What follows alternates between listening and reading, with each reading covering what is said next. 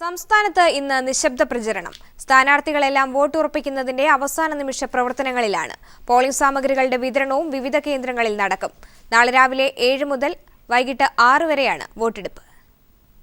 നീണ്ട 2 മാസത്തെ തെരഞ്ഞെടുപ്പ് പ്രചാരണത്തിന് ഇന്നലെയാണ് ആവേശോജ്വലമായ കൊട്ടിക്കലാശം നടന്നത്.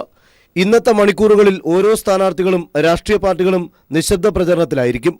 മണ്ഡലത്തിലെ മുക്കിലും മൂലയിലും പരസ്യപ്രചാരണം നടത്തിയെങ്കിലും വിട്ടുപോയ ചില മേഖലകളിലും നിർണായക വോട്ടിംഗ് ശക്തിയാകുന്ന ചില പ്രദേശങ്ങളിലും വോട്ടുറപ്പിക്കാനുള്ള തിരക്കിട്ട പ്രവർത്തനത്തിലാകും സ്ഥാനാർത്ഥികൾ. നിശബ്ദ പ്രചാരണം ഫലപ്രദമായി ഉപയോഗിച്ചാൽ മാത്രമേ വിജയം ഊട്ടിയുറപ്പിക്കാനാകൂ എന്ന നിഗമനത്തിലാണ് ഓരോ സ്ഥാനാർത്ഥികളും.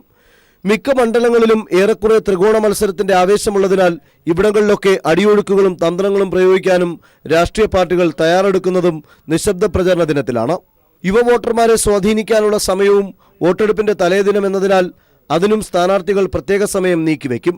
ഇടതു വലതു മുന്നണി കേന്ദ്രങ്ങളിൽ ബൂത്ത് അടിസ്ഥാനത്തിൽ ലഭിക്കുന്ന വോട്ടുകളുടെ കാര്യത്തിൽ കൂട്ടിക്കിഴക്കലുകളും നടക്കുന്നുണ്ട്. തിങ്കളാഴ്ച രാവിലെ 7 മണി മുതൽ പോളിംഗ് ആരംഭിക്കും. പോളിംഗ് സാമഗ്രികളുടെ വിതരണവും ഇന്ന് വിവിധ കേന്ദ്രങ്ങളിൽ നടക്കും. ഇത്തവണ 6 മണിവരെ വോട്ടർമാർക്ക് വോട്ട് രേഖപ്പെടുത്താം. നിശബ്ദ പ്രചാരണ ദിനമാണെങ്കിലും സംസ്ഥാനത്തെ പ്രശ്ന സാധ്യതയുള്ള മണ്ഡലങ്ങളിലും സ്ഥലങ്ങളിലും പോലീസ് പ്രത്യേക സുരക്ഷയും ക്രമീകരിച്ചിരിക്കുകയാണ്. എല്ലാ ഒരുക്കങ്ങളും പൂർത്തിയായി. ഇനിയുള്ള മണിക്കൂറുകൾ വോട്ടെടുപ്പിനായുള്ള കാത്തിരിപ്പ്. Sunil Arimanoor, news bureau, Thiruvananthapuram. പരസ്യപ്രചരണത്തിന് ആവേശകരമായ പരിസമാപ്തി കുറിച്ച് കൊട്ടിക്കലാശം അരങ്ങേറി. അത്യന്തം വീറും വാശിയും നിറഞ്ഞ പോരാട്ടമാണ് തിരുവിതാംകൂറിൽ നടന്നത്. ഈ വീറും വാശിയും അവസാനം വരെ നിലനിർത്താൻ എല്ലാ മുന്നണികൾക്കുമായി. 2 മാസത്തിലേറെ നീണ്ട പ്രചാരണ പ്രചണ്ഡ വേലയ്ക്കൊടുവിലാണ് കൊട്ടിക്കലാശത്തിലൂടെ പരസ്യ പ്രചാരണത്തിന് പരിസമാപ്തി കുറിച്ചത്.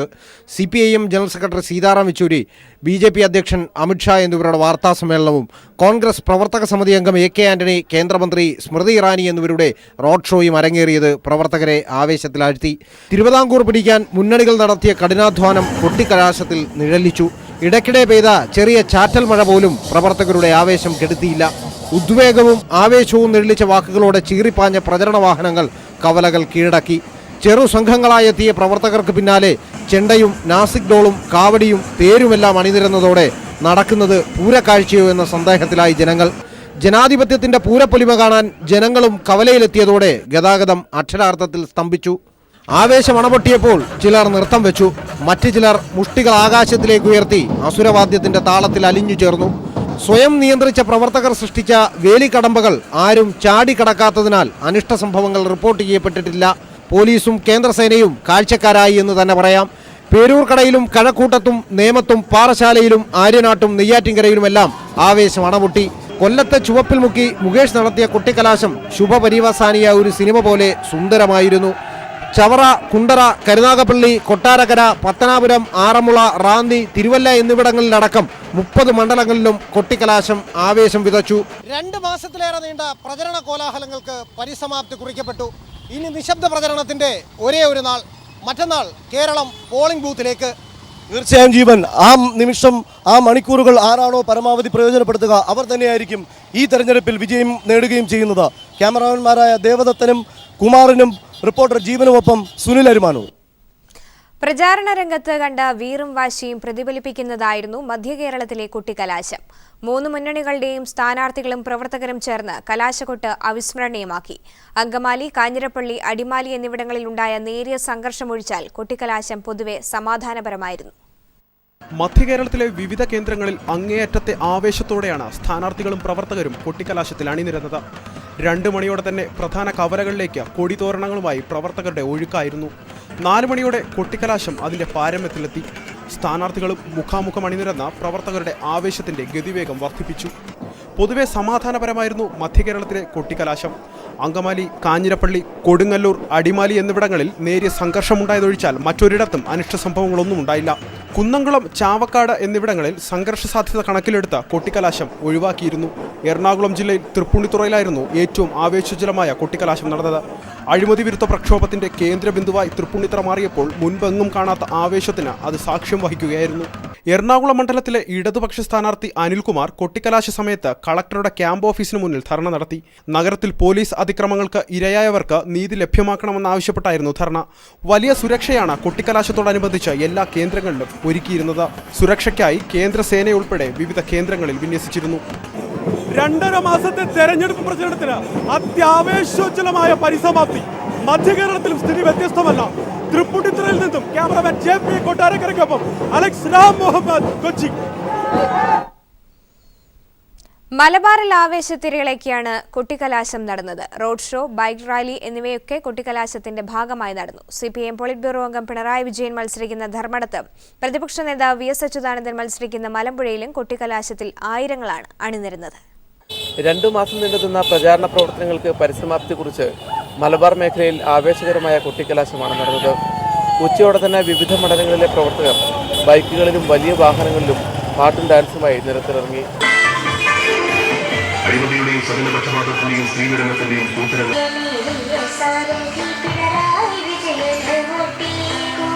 പ്രവർത്തകർക്ക് ആവേശം പകർന്ന് സ്ഥാനാർത്ഥികളും നേതാക്കളും. CPIM പോളിറ്റ് ബ്യൂറോ അംഗം പിണറായി വിജയൻ മത്സരിക്കുന്ന ധർമ്മടത്ത് ഓരോ പഞ്ചായത്ത് കേന്ദ്രങ്ങളിലും കൊട്ടിക്കലാശം നടന്നു. പിണറായിലെ കൊട്ടിക്കലാശത്തിൽ പിണറായി വിജയന്റെ സജീവ സാന്നിധ്യം പ്രവർത്തകരിൽ വലിയ ആവേശമുളവാക്കി.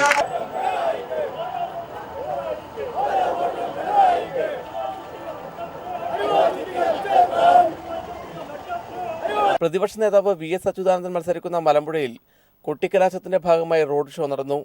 പുതുശ്ശേരിയിൽ നിന്ന് ആരംഭിച്ച റോഡ് ഷോ എലപ്പള്ളിപ്പാറയിൽ സമാപിച്ചു. കാസർകോട്ട് 26 കേന്ദ്രങ്ങളിലാണ് കൊട്ടിക്കലാശം നടന്നത്. കോഴിക്കോട്ടും പാലക്കാട്ടും വയനാട്ടിലുമെല്ലാം ആഘോഷപൂർവ്വമായി കൊട്ടിക്കലാശം. ഗതാഗതക്കുരുക്കും അക്രമ സാധ്യതയുമൊക്കെ കണക്കിലെടുത്ത് മലപ്പുറം ജില്ലയിൽ കേന്ദ്രീകരിച്ച കൊട്ടിക്കലാശ ചടങ്ങുകൾ ഒഴിവാക്കിയിരുന്നു. കോഴിക്കോട് വെള്ളയിൽ ബീച്ചിലും പാലക്കാട്ട് ചെർപ്പുളശ്ശേരിയിലും കാസർകോട്ട് നീലേശ്വരത്തും കൊട്ടിക്കലാശത്തിനിടയിൽ നേരിയ സംഘർഷമുണ്ടായിരുന്നു. മലബാറിലെ 60 മണ്ഡലങ്ങളിലും ആവേശകരമായ കൊട്ടിക്കലാശമാണ് നടന്നത്. സ്ഥാനാർത്ഥികളും പ്രവർത്തകരുമെല്ലാം കൊട്ടിക്കലാശത്തിൽ വർദ്ധിച്ച ആവേശത്തോടെ പങ്കെടുത്തു. പിണറായിൽ നിന്നും PV കുട്ടൻ. കേരളം നാളെ പോളിംഗ് ബൂത്തിലേക്ക് എത്തുമ്പോൾ വ്യക്തമായ ഭൂരിപക്ഷത്തോടെ അധികാരത്തിലെത്താൻ കഴിയുമെന്നാണ് LDFന്റെ പ്രതീക്ഷ. UDFന് എന്നും മേൽക്കൈ നേടിക്കൊടുക്കുന്ന മധ്യകേരളത്തിൽ ഉൾപ്പെടെ മികച്ച നേട്ടമുണ്ടാക്കാൻ കഴിയുമെന്ന വിലയിരുത്തലും LDF നേതൃത്വം നടത്തുന്നു. 80 മുതൽ 90 വരെ സീറ്റുകൾ നേടി അധികാരത്തിലെത്താൻ കഴിയുമെന്നും LDF കണക്കുകൂട്ടുന്നു.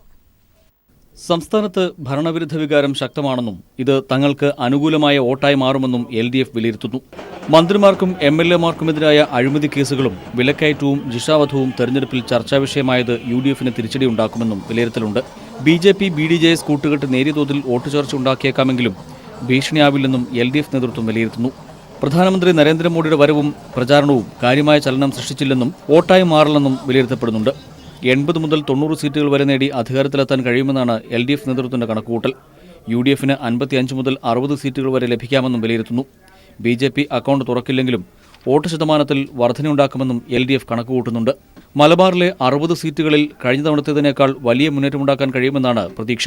32 മുതൽ 35 വരെ സീറ്റുകൾ ഇവിടെ പിടിക്കാൻ കഴിയുമെന്നാണ് വിലയിരുത്തുന്നത്. 2011 UDFന് മലബാർ മേഖലയിൽ 32 സീറ്റുകളും LDFന് 28 സീറ്റുകളുമാണ് ലഭിച്ചത്. എക്കാലവും UDFനൊപ്പം നിൽക്കുന്ന മധ്യകേരളത്തിൽ മുന്നേറ്റമുണ്ടാക്കാനാകുമെന്നും പ്രതീക്ഷയുണ്ട്. ഇവിടെ 41 സീറ്റുകളിൽ 15 മുതൽ 22 വരെ സീറ്റുകൾ ലഭിക്കുമെന്നും വിലയിരുത്തുന്നു. തെക്കൻ കേരളത്തിലെ 39 സീറ്റുകളിൽ 25 മുതൽ 28 വരെ സീറ്റുകൾ ലഭിക്കുമെന്നും LDF നേതൃത്വം കണക്കുകൂട്ടുന്നു. News bureau, Thiruvananthapuram.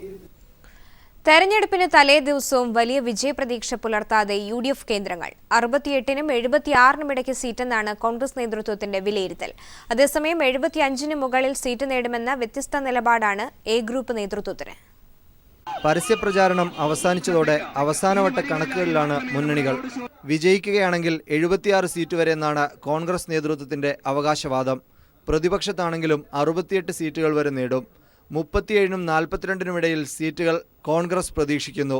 ഘടകകക്ഷികളിൽ ലീഗ് 18 മുകളിൽ സീറ്റും മാണി വിഭാഗം 7 മുതൽ 9 വരെ സീറ്റും നേടുമെന്നും അന്തിമഘട്ടത്തിൽ നേതൃത്വം വിലയിരുത്തുന്നു. കൊച്ചി, തൃപ്പൂണിത്തുറ, ഇരിക്കൂർ, ചെങ്ങന്നൂർ, പാറശാല തുടങ്ങിയ സിറ്റിംഗ് സീറ്റുകളിലെ അപ്രതീക്ഷിത തിരിച്ചടിയും നേതൃത്വം കണക്കുകൂട്ടുന്നുണ്ട്. മധ്യകേരളത്തിൽ എളുപ്പം വിജയം പ്രതീക്ഷിച്ച കുന്നത്തുനാട്, മൂവാറ്റുപുഴ, ആറന്മുള തുടങ്ങിയ മണ്ഡലങ്ങളിൽ കടുത്ത മത്സരം നേരിടുന്നു. അതേസമയം മറ്റു ചില LDF മണ്ഡലങ്ങളിൽ വിജയിക്കാമെന്ന കണക്കൂട്ടലുകളും നേതാക്കൾ പങ്കുവയ്ക്കുന്നു. എന്നാൽ ഭരണത്തുടർച്ച ഉണ്ടാകുമെന്നും 75 മുതൽ 79 വരെ സീറ്റുകൾ കിട്ടുമെന്നും A ഗ്രൂപ്പ് കണക്കുകൂട്ടുന്നുണ്ട്. 15 മുതൽ 18 വരെ മണ്ഡലങ്ങളിൽ കടുത്ത ത്രികോണ മത്സരം നടക്കുന്നു. ഈ മണ്ഡലങ്ങളായിരിക്കും വിധി നിർണ്ണയിക്കുകയെന്നും BDJS ചില മണ്ഡലങ്ങളിൽ പിന്തുണച്ചേക്കുമെന്നും ഒരു വിഭാഗം നേതാക്കൾ പ്രതീക്ഷിക്കുന്നുണ്ട്. 140 മണ്ഡലങ്ങളിലും ന്യൂനപക്ഷ വോട്ടുകളുടെ സാന്നിധ്യമുള്ളതിനാൽ BJP അക്കൗണ്ട് തുറക്കില്ലെന്നും കോൺഗ്രസ് നേതൃത്വം വിലയിരുത്തുന്നു. അതേസമയം 2 മണ്ഡലങ്ങളിലെങ്കിലും വിജയമെന്ന പ്രതീക്ഷയിലാണ് BJP നേതൃത്വം. 35,000-ലധികം വോട്ടുകൾ ലോക്സഭാ തെരഞ്ഞെടുപ്പിൽ നേടിയ വട്ടിയൂർക്കാവ്, കഴക്കൂട്ടം, നേമം, തിരുവനന്തപുരം മണ്ഡലങ്ങളിലും ചെങ്ങന്നൂർ, ആറന്മുള തുടങ്ങിയ 25,000-ലധികം വോട്ടുകൾ തദ്ദേശ തെരഞ്ഞെടുപ്പിൽ നേടിയ മണ്ഡലങ്ങളിലുമാണ് BJPയുടെ പ്രതീക്ഷ. MR സജേഷ്, തിരുവനന്തപുരം.